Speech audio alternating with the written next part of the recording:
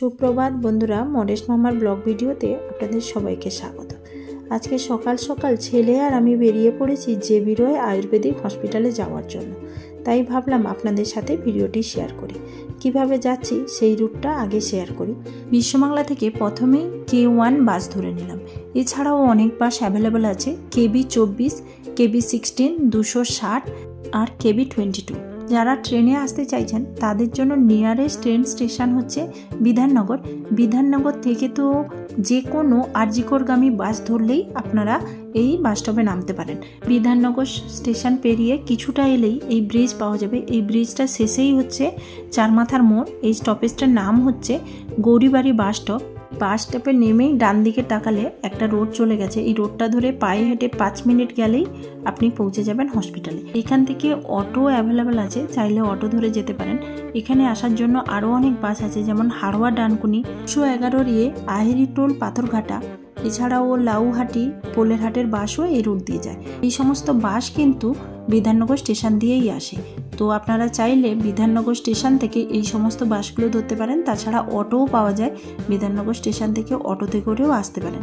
তাছাড়া আরজিকরগামী যে কোনো বাস বিধাননগর স্টেশন দিয়ে পাস করে, ওখান থেকে ধরলে কিন্তু আপনারা ইজিলি জেবি রয় স্টেট আয়ুর্বেদিক হসপিটালে পৌঁছে যেতে পারবেন। চলুন এবার জেনে নেওয়া যাক কিভাবে আমরা দেখাবো। আপনি যদি এখানে প্রথম এসে থাকেন, একদম এখানকার নিউ পেশেন্ট হন, ঢুকেই কিন্তু এই একটা রুম আছে যেখানে লেখা আছে screening centre for new patient. এখানে আগে ডক্টরবাবুকে দেখাতে হবে। আপনার প্রবলেম অনুযায়ী ডক্টর সিলেক্ট করে দেবে কোন ডিপার্টমেন্টে আপনি দেখাবেন। সেই অনুযায়ী ওই স্লিপটা নিয়ে গিয়ে ওপিডির টিকিট যেখানে করানো হয় ওখানে দেখালে তবেই কিন্তু আপনি টিকিট পাবেন। তার মূল্য, টিকিটের মূল্য অনলি 2 টাকা। হসপিটালের মেন গেট দিয়ে সোজা একদম এগিয়ে চলে আসতে হবে কিছুটা, তারপর একটা স্ল্যাব আছে। স্ল্যাবটা থেকেই আপনি ডান দিকে তাকালে দেখতে পাবেন ওপিডির টিকিট হচ্ছে, যেখানে অনেকটা লাইন আছে। খুব বেশি লাইন হয় না, এই লাইনে দাঁড়িয়ে কিন্তু আপনাদেরকে টিকিট করাতে হবে।